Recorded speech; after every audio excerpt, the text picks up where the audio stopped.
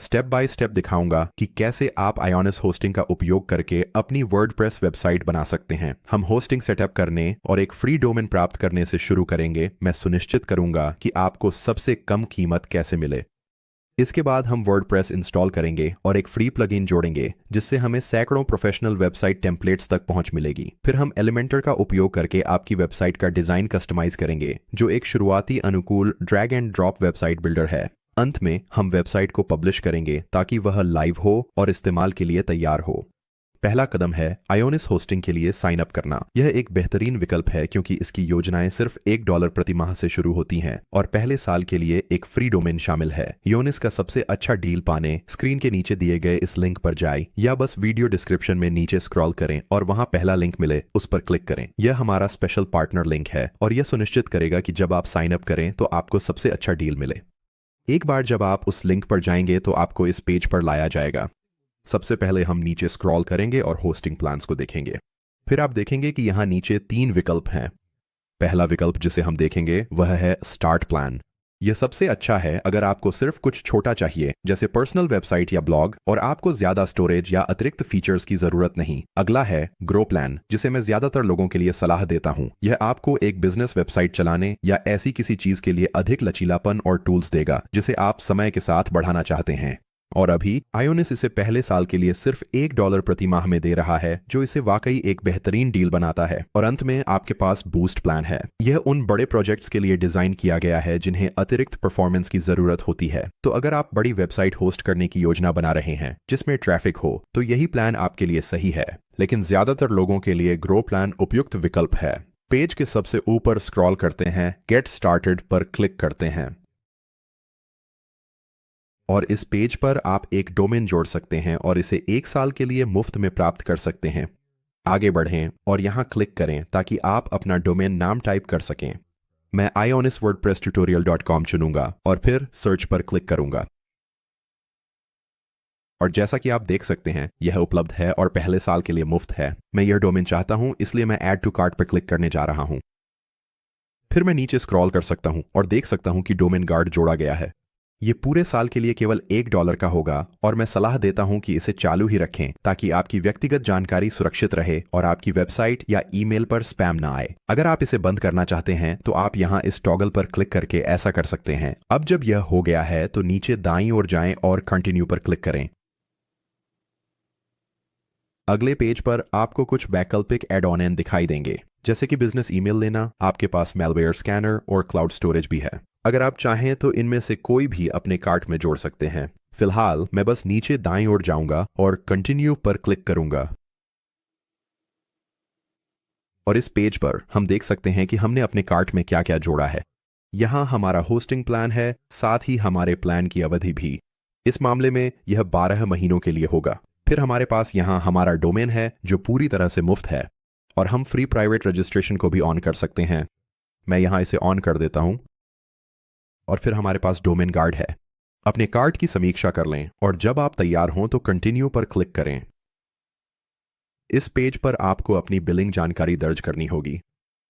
मैंने अपनी व्यक्तिगत बिलिंग जानकारी दर्ज कर दी है, तो अब मैं कंटिन्यू पर क्लिक करूंगा। आप यहां एक बार फिर से सब कुछ देख सकते हैं, फिर कंटिन्यू टू पेमेंट ऑप्शंस पर क्लिक करें। अब आपको अपना भुगतान तरीका चुनना होगा। यहां आपके पास क्रेडिट कार्ड, पेपाल, एप्पल पे या गूगल पे चुनने का विकल्प है। अब मैं अपनी क्रेडिट कार्ड जानकारी दर्ज कर देता हूं। मैंने यहां अपनी जानकारी दर्ज कर दी है, तो अब नीचे स्क्रॉल करके बाय नाउ पर क्लिक करूंगा और हो गया। अब हमने योनिस के माध्यम से होस्टिंग खरीद ली है और अपना मुफ्त डोमेन भी क्लेम कर लिया है। अपने ईमेल इनबॉक्स पर नजर बनाए रखें। आपको योनिस से एक ईमेल प्राप्त होगा जिसमें आपके ऑर्डर और लॉगिन डेटा से संबंधित सारी जानकारी होगी। इसके अलावा स्क्रीन पर आप देखेंगे कि आपका कंट्रोल पैनल सेटअप हो रहा है और जैसे ही यह पूरा हो जाए नीचे जाकर गेट स्टार्टेड पर क्लिक करें। अब वर्डप्रेस इंस्टॉलेशन शुरू करने से पहले हमें अपने प्रोजेक्ट को एक नाम देना होगा। यह आपके वेबसाइट टाइटल और आंतरिक प्रोजेक्ट नाम के रूप में इस्तेमाल किया जाएगा और चिंता न करें, आप इसे बाद में कभी भी बदल सकते हैं। अपने प्रोजेक्ट नाम के लिए मैं आयोनिस वर्डप्रेस ट्यूटोरियल दर्ज करूंगा। फिर मैं स्टार्ट वर्डप्रेस इंस्टॉलेशन पर क्लिक करूंगा। इसे पूरा होने में कुछ समय लगेगा, तो मैं यहाँ इंतजार करूंगा और जब ये हो जाएगा तो आगे बढ़ जाऊंगा और मैं आपसे अगले चरण में मिलूंगा। बहुत बढ़िया, सब कुछ इंस्टॉल हो चुका है और अब यह तैयार है। अभी वेबसाइट एक अस्थायी डोमेन पर उपलब्ध है जिसे आप यहां देख सकते हैं। बाद में जब हम वेबसाइट को प्रकाशित करेंगे और लाइव करेंगे तो हम इसे उस डोमेन से जोड़ सकेंगे जिसे हमने पहले आयोनिस के माध्यम से रजिस्टर किया था। फिलहाल चलिए लॉन्च वर्डप्रेस पर क्लिक करते हैं। अगले चरण में आपसे पूछा जाएगा कि आप अपनी नई वेबसाइट कैसे बनाना चाहते हैं। आयोनिस आपको एआई के साथ वेबसाइट बनाने का विकल्प देता है, लेकिन इस ट्यूटोरियल के लिए मैं डू इट योरसेल्फ तरीका चुनूंगा ताकि मैं आपको समझा सकूं कि सब कुछ कैसे काम करता है। तो मैं डू इट योरसेल्फ पर क्लिक करूंगा और यहां आपको आपके आयोनिस वर्डप्रेस डैशबोर्ड पर लाया जाएगा। चलिए शुरुआत करते हैं क्लोज पर क्लिक करके। और आपके ओवरव्यू टैब में यहां आपको अपनी वेबसाइट बनाने के लिए कुछ बहुत ही उपयोगी अगले कदम मिलेंगे और यहीं पर आप उस फ्री डोमेन को कनेक्ट कर सकते हैं जिसे आपने पहले क्लेम किया था। बस कनेक्ट डोमेन पर क्लिक करें और दिए गए स्टेप्स को फॉलो करें। और अगर आप बाद में यह तय करते हैं कि आप अपनी वेबसाइट एआई की मदद से बनाना चाहते हैं तो आपके पास यहां ऊपर दाईं ओर एआई वेबसाइट बिल्डर का भी एक्सेस है। आप अपनी होस्टिंग प्लान को भी मैनेज कर सकते हैं और अपनी वेबसाइट देख सकते हैं। हमारे मुख्य वर्डप्रेस डैशबोर्ड तक पहुंचने के लिए चलिए यहां बाईं ओर वापस चलते हैं और डैशबोर्ड पर क्लिक करते हैं। आइए सबसे पहले ऊपर दिए गए इस बैनर को बंद कर देते हैं, फिर स्क्रीन ऑप्शंस में जाएं और यहां से सब कुछ अनचेक कर दें ताकि सब कुछ साफ सुथरा और बिना किसी अव्यवस्था के दिखे। और आप चाहें तो बाद में इन स्क्रीन एलिमेंट्स में से किसी को भी फिर से जोड़ सकते हैं। अब मैं यहां स्क्रीन ऑप्शंस को बंद कर देता हूं। अब अगला कदम है हमारा थीम इंस्टॉल करना। थीम ही आपकी वेबसाइट के पूरे लुक और स्ट्रक्चर को कंट्रोल करता है, जैसे कि लेआउट, स्टाइल और सब कुछ विजुअली कैसे एक साथ आता है, ये सब थीम से तय होता है। इसके लिए बाईं ओर जाए और अपीयरेंस पर क्लिक करें और यहां से हमें एस्ट्रा थीम ढूंढनी है। एस्ट्रा वर्डप्रेस के लिए सबसे लोकप्रिय फ्री थीम्स में से एक है। यह सिंपल है, लचीला है और लगभग हर तरह की वेबसाइट के लिए अच्छी तरह से काम करता है। इसीलिए मैं सलाह देता हूं कि ज्यादातर शुरुआती लोग एस्ट्रा से ही शुरुआत करें। तो एस्ट्रा थीम इंस्टॉल करने के लिए ऊपर यहां जाए और ऐड थीम पर क्लिक करें। फिर दाईं ओर जाए, सर्च थीम्स में क्लिक करें और एस्ट्रा टाइप करें। यहां यह एस्ट्रा थीम है। इंस्टॉल पर क्लिक करें। इसे लोड होने में थोड़ा समय दें। फिर एक्टिवेट पर क्लिक करें। बहुत बढ़िया, अब हमारी थीम एक्टिवेट हो गई है और अब इस बैनर को बंद कर दें। अगली चीज जो हम करेंगे वह है स्टार्टर टेम्पलेट्स नामक एक प्लगइन इंस्टॉल करना। यह हमें बहुत सारे फ्री प्रोफेशनल वेबसाइट टेम्पलेट्स तक पहुंच देगा जिन्हें कस्टमाइज करना बहुत आसान है। अपने प्लगइन्स को मैनेज करने के लिए बाईं ओर जाए और प्लगइन्स पर क्लिक करें। आपने जो प्लान चुना है उसके अनुसार यहां कुछ प्लगइन्स पहले से ही डिफॉल्ट रूप से इंस्टॉल हो सकते हैं। प्लगइन्स आपके फोन के ऐप्स की तरह होते हैं। आप इन्हें इंस्टॉल करके अपनी वेबसाइट में नई सुविधाएं या क्षमताएं जोड़ सकते हैं। मैं आमतौर पर अपने प्लगइन्स के साथ एकदम नई शुरुआत करना पसंद करता हूं, इसलिए मैं इन सभी को डायएक्टिवेट करने जा रहा हूं। आप यह बहुत आसानी से कर सकते हैं। यहां चेक बॉक्स पर क्लिक करके अपने सभी प्लगइन्स को चुनें, फिर बल्क एक्शंस में जाएं और डीएक्टिवेट पर क्लिक करें। इसके बाद बस अप्लाई पर क्लिक करें। अब यह आपके लिए अपने आप इंस्टॉल हुए सभी प्लगइन्स को डीएक्टिवेट कर देगा। अब चलिए एक नया प्लगइन जोड़ते हैं। फिर से बाईं ओर जाएं और ऐड प्लगइन पर क्लिक करें। इसके बाद ऊपर दाईं ओर जाएं और स्टार्टर टेम्पलेट्स सर्च करें। यही वह प्लगइन है जिसे हम यहां ढूंढ रहे हैं। इंस्टॉल नाउ पर क्लिक करें और फिर एक्टिवेट पर क्लिक करें। और जैसे ही स्टार्टर टेम्पलेट्स एक्टिवेट हो जाता है, आपको सीधे ऑनबोर्डिंग स्क्रीन पर ले जाया जाएगा। अपने पेज बिल्डर को चुनने के लिए ऊपर दाईं ओर जाएं और आपको यहां यह ड्रॉप डाउन दिखाई देगा। अभी ये एआई वेबसाइट बिल्डर पर सेट है। अगर मैं इसमें क्लिक करता हूं तो आप देखेंगे कि हमारे पास वर्डप्रेस ब्लॉक एडिटर और एलिमेंटर के विकल्प हैं। हम इस वीडियो में पूरे समय एलिमेंटोर का उपयोग करेंगे, लेकिन कुछ मामलों में आपको एलिमेंटोर दिखाई नहीं दे सकता है। इसे ठीक करना बहुत ही आसान है। आइए सबसे नीचे जाए और एग्जिट टू डैशबोर्ड पर क्लिक करें। फिर बाईं ओर वापस जाएं और सेटिंग्स पर क्लिक करें। पेज को पूरी तरह नीचे स्क्रॉल करें और आपको यहां यह विकल्प दिखाई देगा। कई बार डिफॉल्ट रूप से यह टिक किया हुआ होता है और इससे स्टार्टर टेम्पलेट्स में एलिमेंटोर दिखाई देना बंद हो जाता है। सुनिश्चित करें कि यह अनचेक्ड है और सेव चेंजेस पर क्लिक करें। अब चलिए वापस स्टार्टर टेम्पलेट्स पर चलते हैं। हम वहां वापस जा सकते हैं प्लगइन्स में जाकर, पेज को नीचे स्क्रॉल करके और स्टार्टर टेम्पलेट्स के तहत गेट स्टार्टेड पर क्लिक करके। अब एक बार फिर ऊपर दाईं ओर जाएं, क्लिक करें और एलिमेंटोर को चुनें। और अब हमारे पास अलग अलग टेम्पलेट्स की एक गैलरी है जिनमें से हम चुन सकते हैं। ये टेम्पलेट्स हमारी वेबसाइट डिजाइन करने में हमें एक शानदार शुरुआत देंगे। आप यहां होम पेज पर स्क्रॉल करके कोई पसंदीदा टेम्पलेट ढूंढ सकते हैं या फिर ऊपर दिए गए इन कैटेगरी ड्रॉप डाउन का इस्तेमाल करके कोई खास टेम्पलेट खोज सकते हैं। आप यह भी देखेंगे कि कुछ टेम्पलेट्स पर यह प्रीमियम टैग लगा हुआ है। इसका मतलब है कि वह टेम्पलेट फ्री नहीं है, लेकिन अगर आप कोई ऐसा टेम्पलेट देखें जिस पर प्रीमियम टैग न हो तो वह पूरी तरह से मुफ्त है।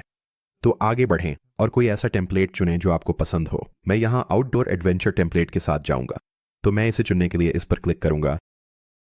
और फिर हमारे पास यहां बाईं ओर कुछ शुरुआती कस्टमाइजेशन विकल्प हैं।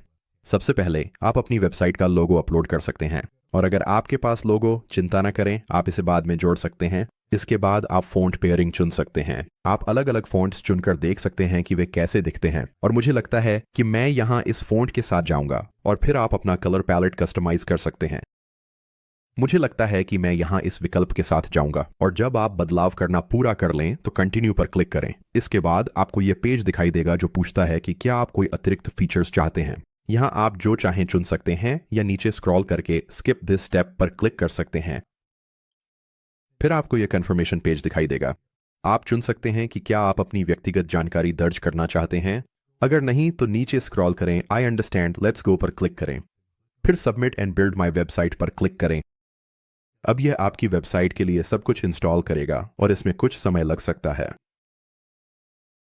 जैसे ही यह पूरा हो जाएगा, आपको यहां एक शानदार कन्फेटी एनिमेशन दिखाई देगा। अपनी वेबसाइट देखने के लिए व्यू योर वेबसाइट पर क्लिक करें। और ये रही आउटडोर एडवेंचर टेम्पलेट पूरी तरह से हमारी वेबसाइट पर लोड हो गई है।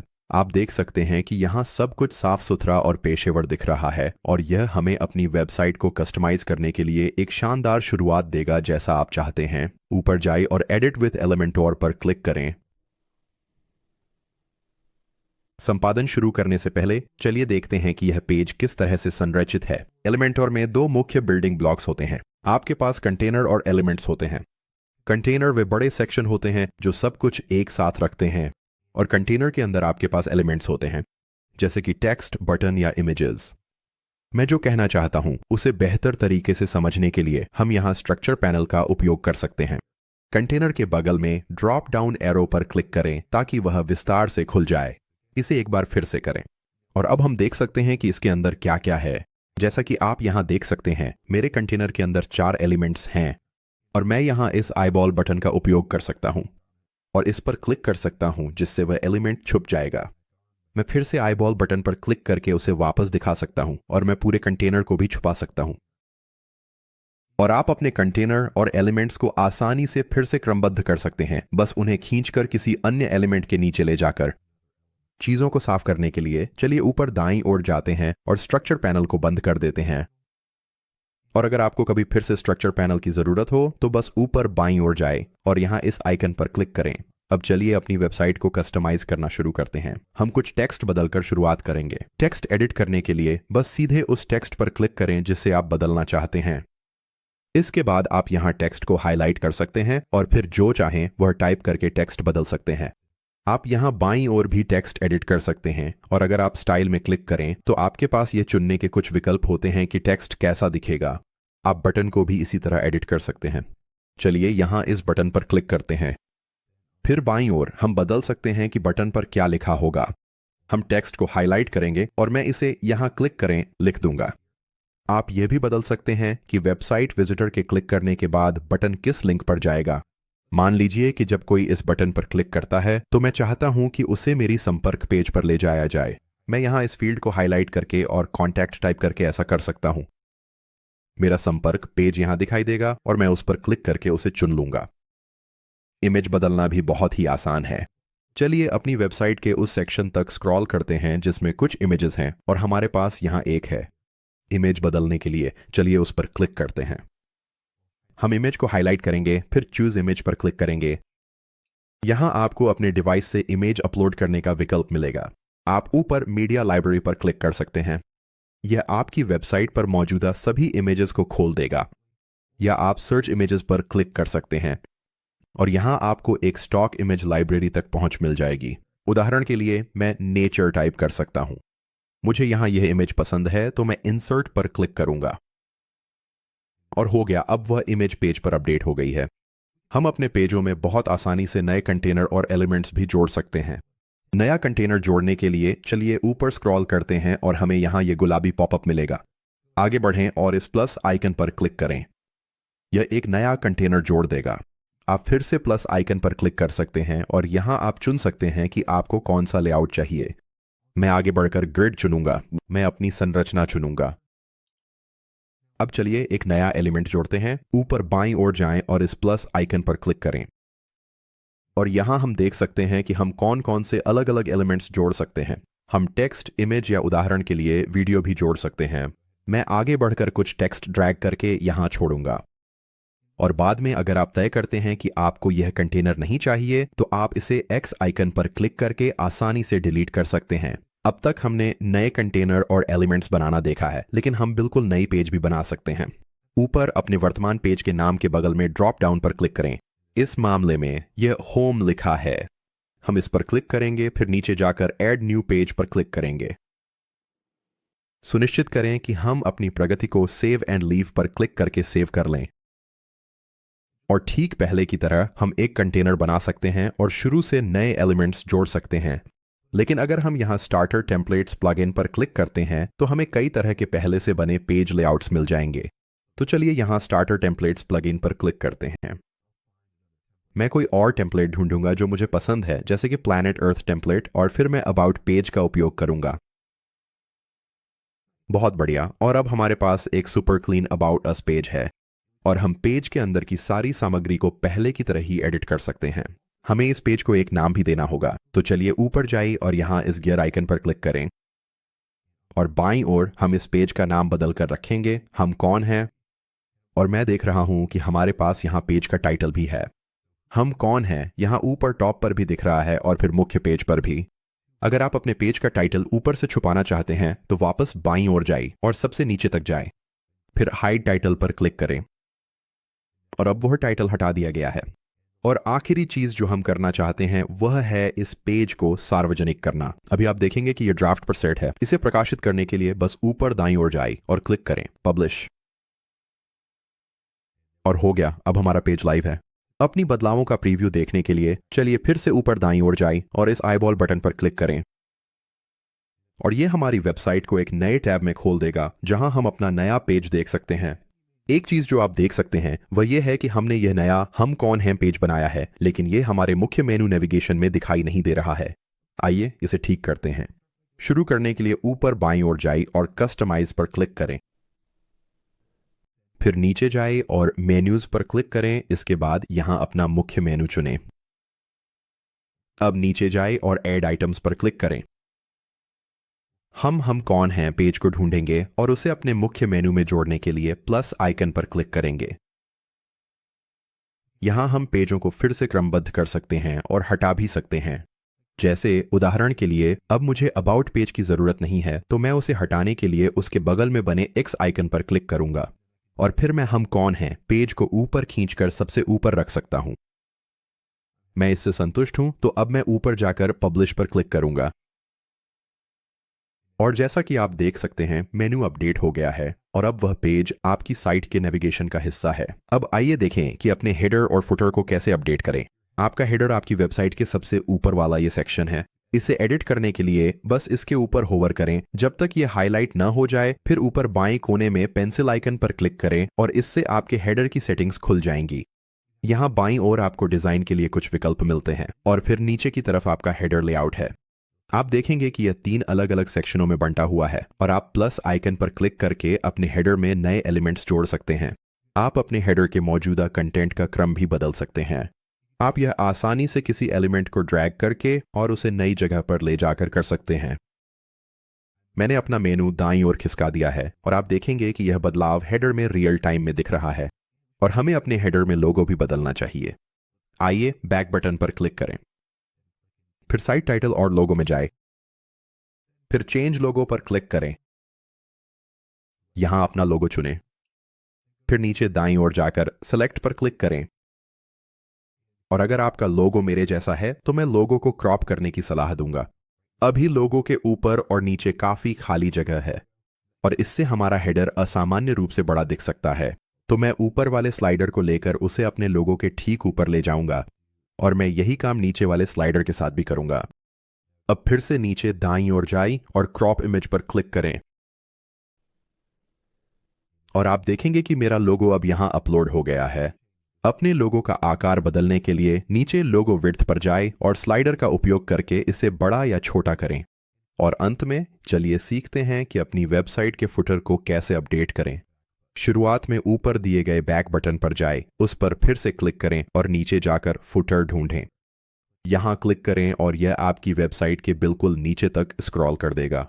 यहां बाईं ओर आपको अपने फुटर के डिजाइन के लिए कुछ विकल्प मिलेंगे और आपका फुटर लेआउट मूल रूप से आपके हेडर जैसा ही है। यहां आप कंटेंट को आसानी से खींचकर और नई जगह पर ले जाकर फिर से क्रमबद्ध, जोड़ या हटा सकते हैं।